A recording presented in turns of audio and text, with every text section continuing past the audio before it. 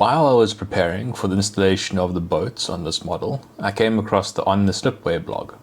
After reading through the boat section on that well-researched blog, it was clear that many of the boats that are provided with the kit and detail upgrade kit are incorrect. So I have gone and bought replacement boats from MicroMaster. With the correct quantities of the correct boats being acquired, it's now a matter of determining where they should be placed. This is also something that the On the Slipway blog is very helpful with.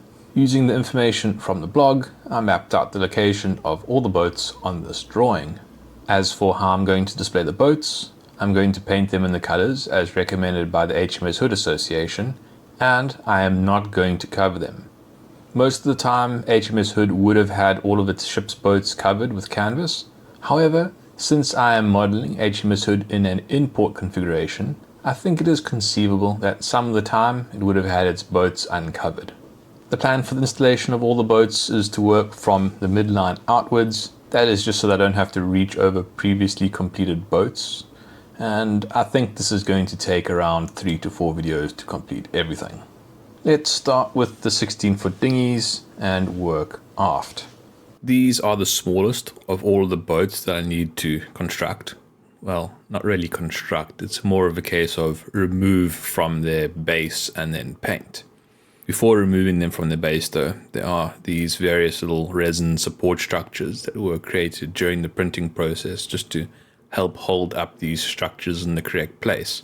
Those need to be flicked off. That is easily done with a blade or tweezers.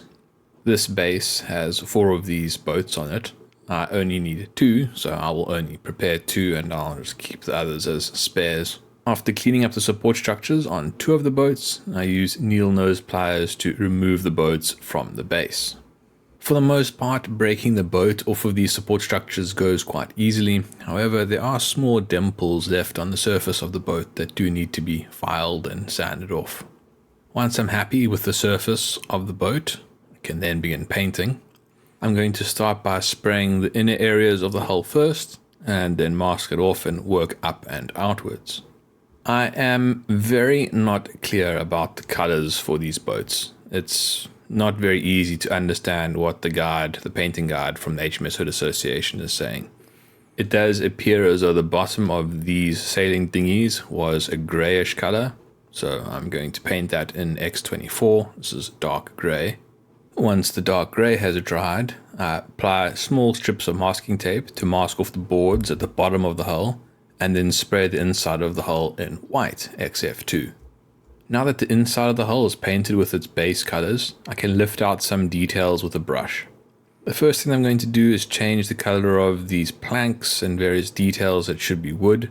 Here I initially painted them in this red-brown wood, but after reading the guide a few more times, I think this was actually incorrect, and I do later change this.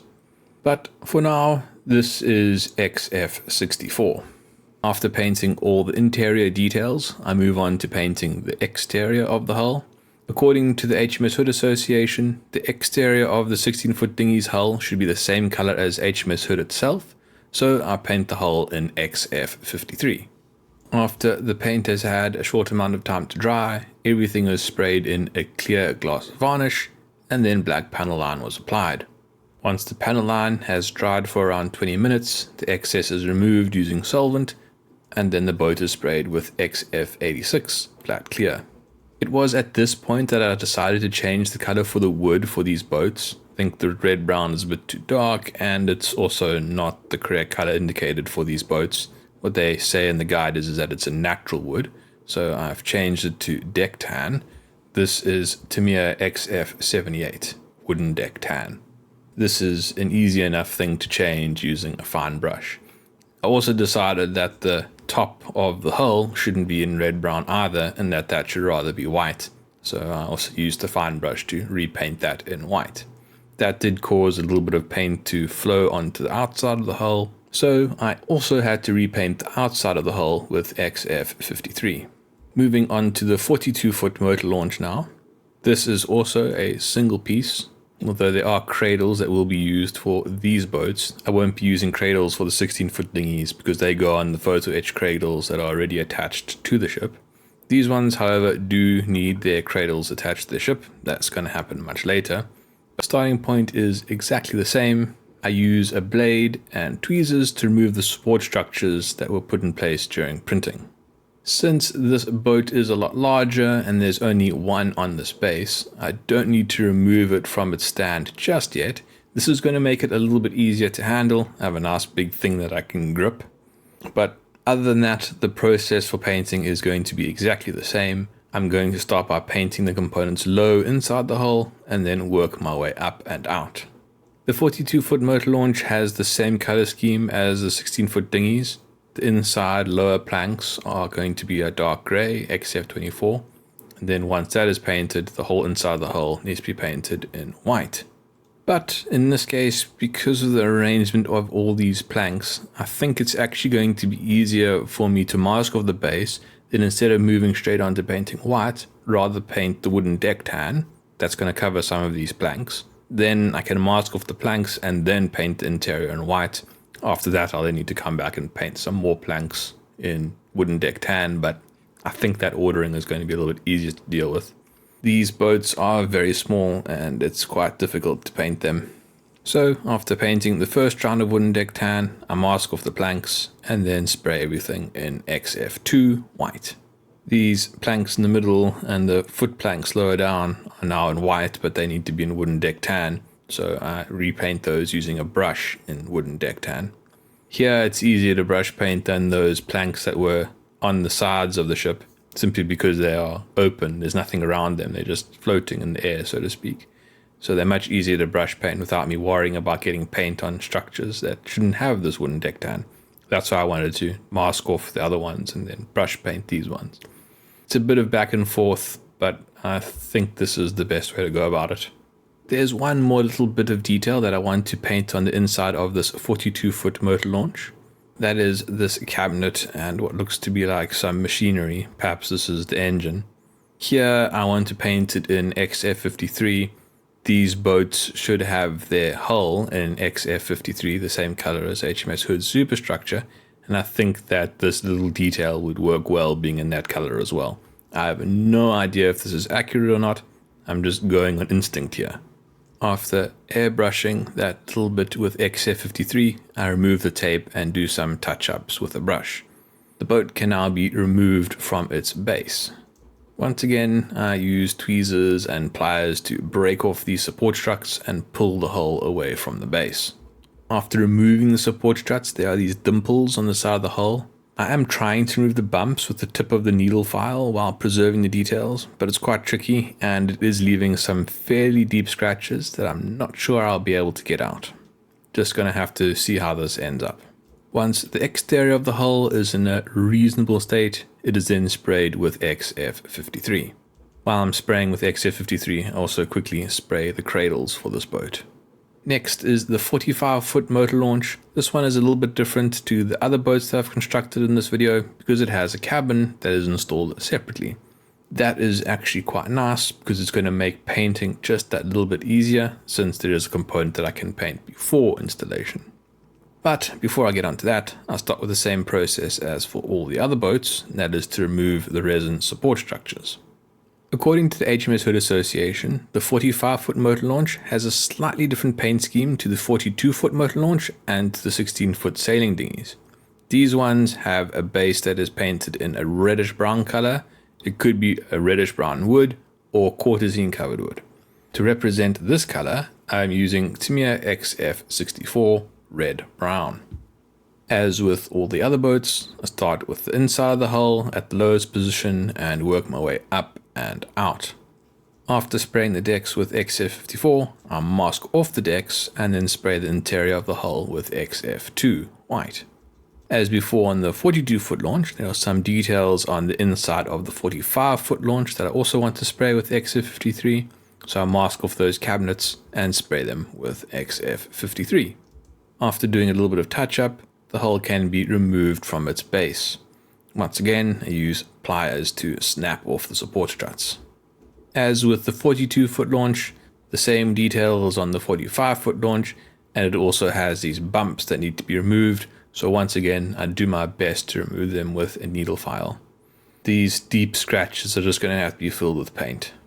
While I am removing parts from the base, I also remove the cabin and sand the base smooth so it has a good fit on the hull. The next round of painting can begin. The 45-foot motor launch has a 2-color hull. The upper part of the hull will be painted in XF53, the same color as HMS Hood superstructure, while the bottom will be painted in white.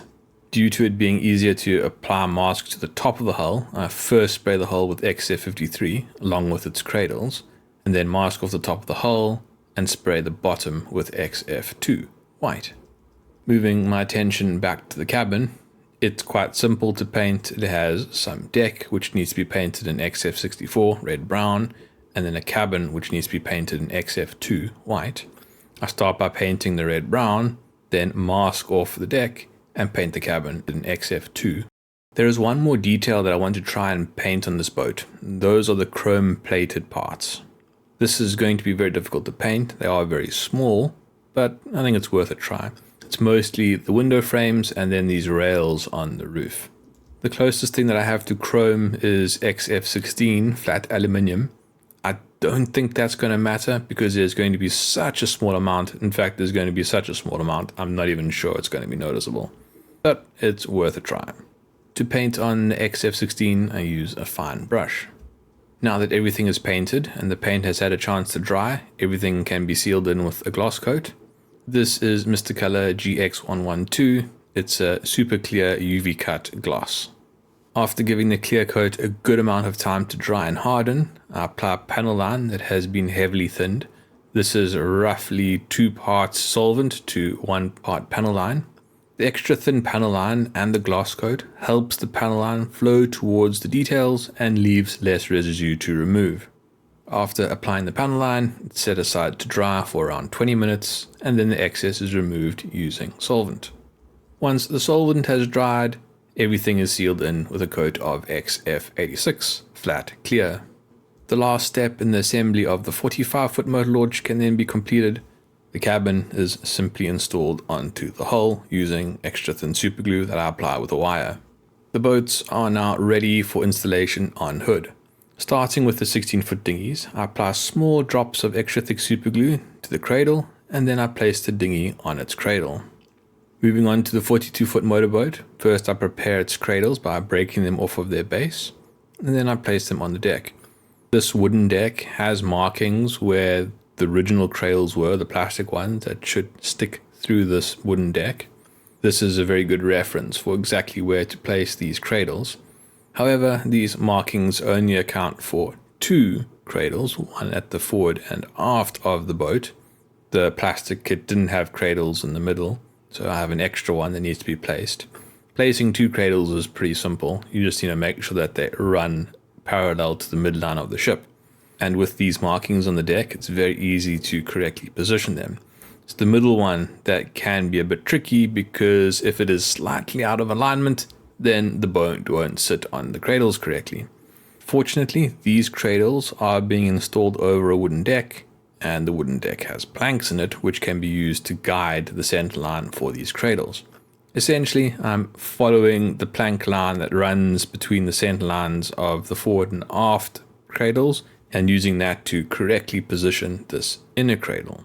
All of these cradles are glued in place using extra thick superglue. A quick test fit shows that the fit is good. Moving on to the 45-foot motor launch, the exact same process is followed. The cradles are snapped off of their base and cleaned up. Then the inner and outer cradles are installed over the markings on the wooden deck, and using the planks, the inner cradle is then positioned and installed. Another quick test fit shows that this fit is also good. This kind of construction is quite different for me. That is to say, it's more painting than anything else. I haven't worked with many 3D printed components before, certainly not to this level of detail, so it's quite strange to find myself in a situation where all I have to do is paint. However, the part that I don't like is that I have to paint things that are assembled, and as you know, I like to paint as I build. So this is a little bit different for me. But I think the result is good. It's certainly better than I could have done with the boats that came with the photo etch kit, and it's in a completely different league compared to the components that came with the base kit. So overall, I'm happy with this result. In the next video, I'm going to continue building boats, and I'll be constructing some of the smallest ones. Those will be the 25-foot fast motorboats and the 16-foot fast motorboat. If you would like to support this channel or see how the ship looks when it is completed, then please subscribe. Thanks for watching. Cheers.